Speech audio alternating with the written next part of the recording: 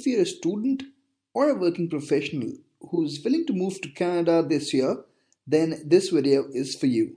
Because in this video, I've tried to cover each and every minute detail about your expenses in Canada. So this video is about cost of living in Canada in the year 2019, and this video is especially for the newcomers. So without further ado, let me start this video. Okay, so let's first of all talk about the key expenses.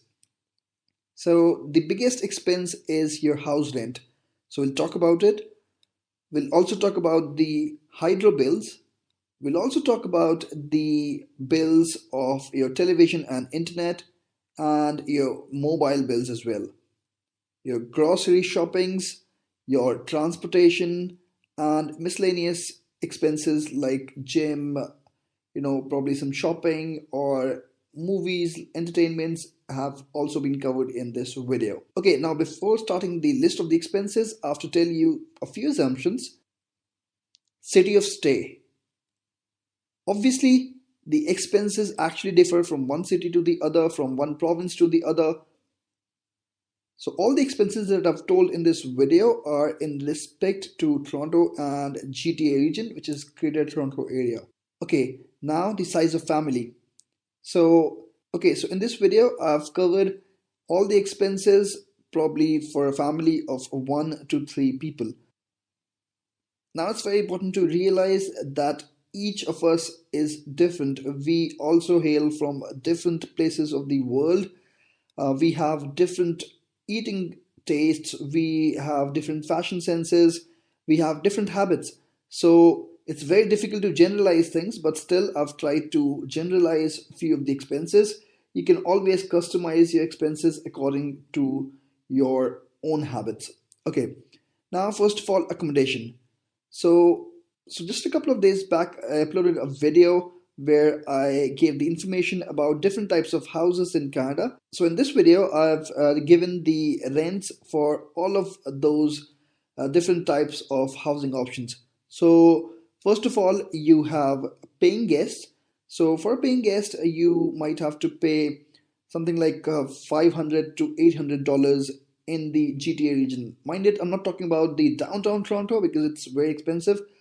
So I'm giving you the expenses of house rents in the GTA region. Now, shared apartment or condominium, you would have to pay something like $700 to $1,100.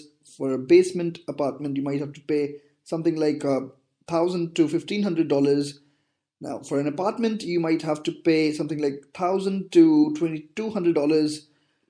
Now, this is very, a big difference which you see over here, because for $1,000 you might get something like a studio apartment. Now, if it gets, if it's a one bedroom, it would cost you something like 1,400. If it's like a two bedroom, it would cost you like 1,700, and so on. Okay, a condominium. A condominium would cost you something like 1,500 to $2,500. A townhouse would cost you similar, it would probably be a bit cheaper when you go on the higher end. So it would cost you something like $1,500 to $2,000. A semi-detached house would cost you something like $1,800 to $2,500, and a detached house would cost you the most, that would be $2,000 to $3,500.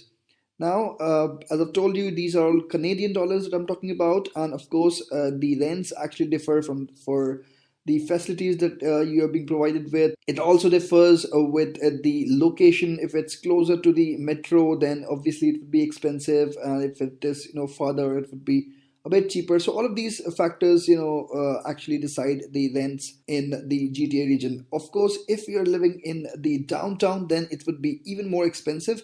So probably you can add like 200 to $300 in each of these rents if you're talking of downtown Toronto, because that part is obviously the most expensive one in Toronto. Okay, one point that I need to add over here is the rental insurance or the tenant insurance that we have to pay, and it generally starts from around $20 for one room place, it might go high up to around $60 or $70, and that is per month.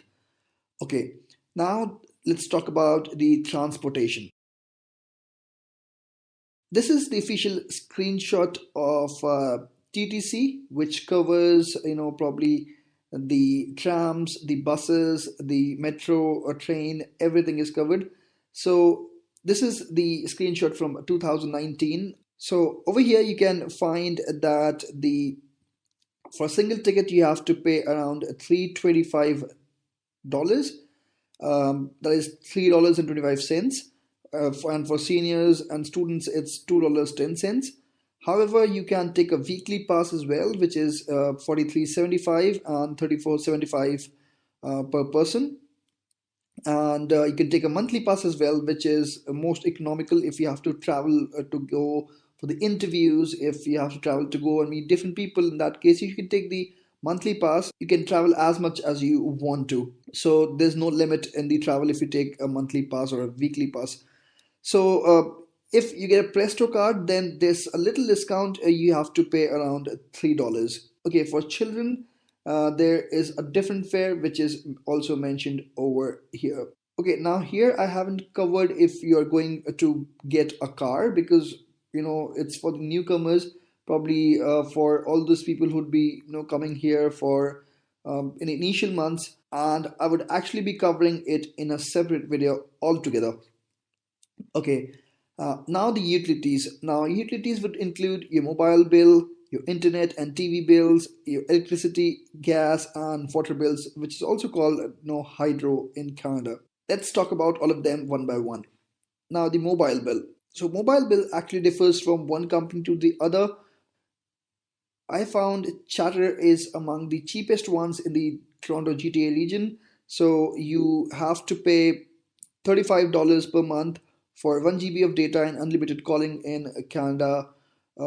You have to pay $50 per month for 8 GB of data, and it differs from one company to the other. For example, in Fido, you need to pay $60 for 4 GB. So it differs from one company to the other. For Rogers or for Bell, you even might to pay a bit higher. Now the internet bills.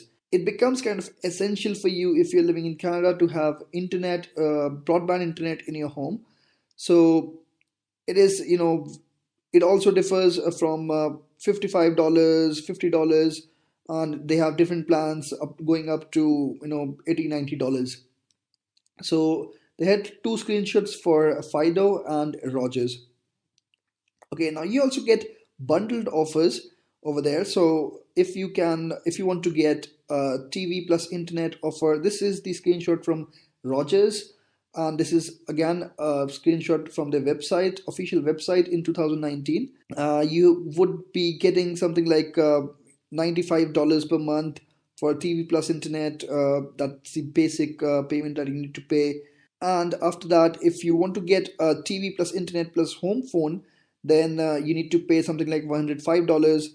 You can go onto their website and check out the details, which all facilities will be provided if you get a home phone, if you get a TV, what all the details. I won't go into that at the moment. Electricity, gas, and water bills. For a 1 to 2 bedroom apartment or condominium, you would get a bills of something like $50 to $70. And for a 3 to 4 bedroom or maybe a semi-detached house or a detached house, you would get a bill of something around $70 to $100, or maybe for a detached house, you might get it for around $120. Now, this obviously depends on the consumption that you do, but generally, more or less, it stays around the same value. Now, the groceries. Now, this is one of the most difficult parts in this video for me, because it's very difficult to decide the grocery, how much one would consume in 1 week or 1 month. So, I've tried to do it over here per person per week. So, if your consumption is on the lower level, in that case, let's say you make homemade food and for around 6 days a week, then in that case you would spend something like $50 to $60, and that's per person per week. Let's say you go to a restaurant once a week, you would spend something like $15. It might differ from $10 to $20. Now, somebody who maybe spends more, who has higher consumption, you would probably spend something like $70 to $80. And if you go out for eating probably twice or thrice a week, then you would spend something like $30 to $50. Okay, now the miscellaneous charges, something like gym memberships. So you would spend $40 to $60 in a gym membership. For a movie, you might have to spend something like $12 to $20. For shopping, it is obviously as per wish. You can shop whatever you want to and how much you want to.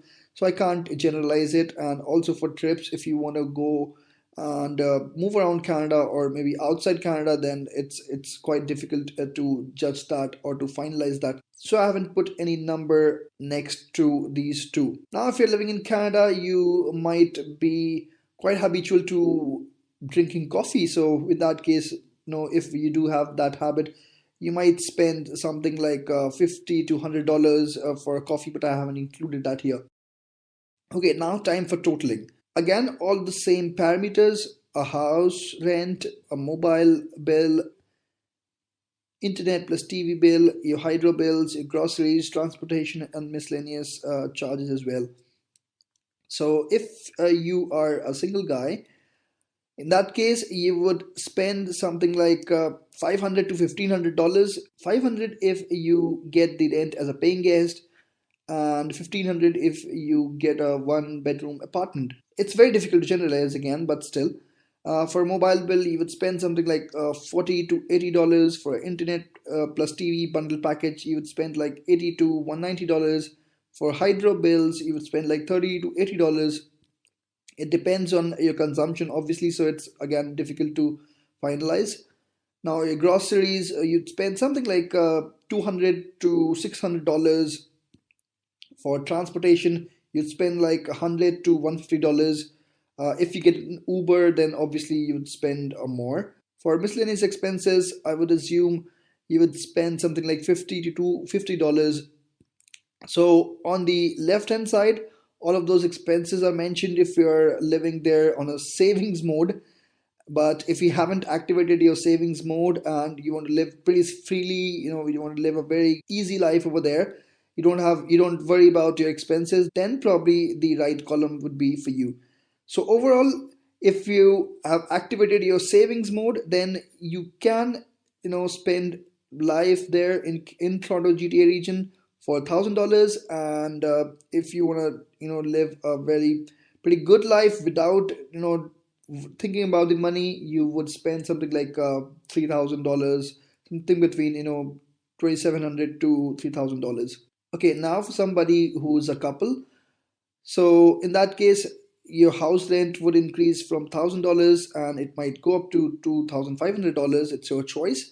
So $1,000 for the basement and 2,500 probably for a semi-detached house or maybe a condominium. Now mobile bills would double, no, probably from $80 to $150. Internet plus TV would be the same. So 80 to 190. Hydro bills would increase slightly, so probably $50 to $100. Groceries would definitely increase, so you would need to pay something like $350 to $1,000. Obviously, it depends from one's eating habits to the others. Now, the transportation you would spend like $200 to $300 because it would also double, and miscellaneous charges would also double, so something like $100 to $500. Obviously, there's no limit in shopping and traveling around. So, but I've tried to generalize again. So, again, on the lower level, if you're activated your savings mode, you would spend something like $1,800 to $2,000 in the GTA region. However, if you are actually, if you haven't activated your savings mode, then you would spend something like 4,700, 4,800, or maybe $5,000 while living in the GTA region. Now, if you have a kid as well, you're a family of three people. In that case, you would still live in the same home, right? So you would spend something like $1,000 to $2,500. Mobile charges would be this same. I haven't assumed that your kid would have a separate mobile. Now your internet charges would be the same. Your hydro charges would be the same. Your grocery bill would increase. So let's say 450 to 1,200. again, an assumption here. Now your transportation would slightly increase, then it would be like 250 to 400, and your miscellaneous charges would also increase from 150 to $700. So in a nutshell, if you're a family of three people and you've activated your savings mode, then you would spend something like $2,000. And if you want to live a very good free life without caring about the expenses, then you would spend something like $5,000 or maybe $5,200. Now, if you have a kid, there's very important thing that you should notice, that Canada Child Benefit. So you would get some money every month from the Canadian government as well. So probably, 300, $400 depending on different factors. I've got a video for that. I'll provide the link for that in the description box. You can check it out. But overall, the in a nutshell, it would be something like $2,000 to $5,000 for a family of three people. So this was it. I think that all of these details would help you somehow. It's statistics that have taken me a while to calculate. Let us help you achieve your dream.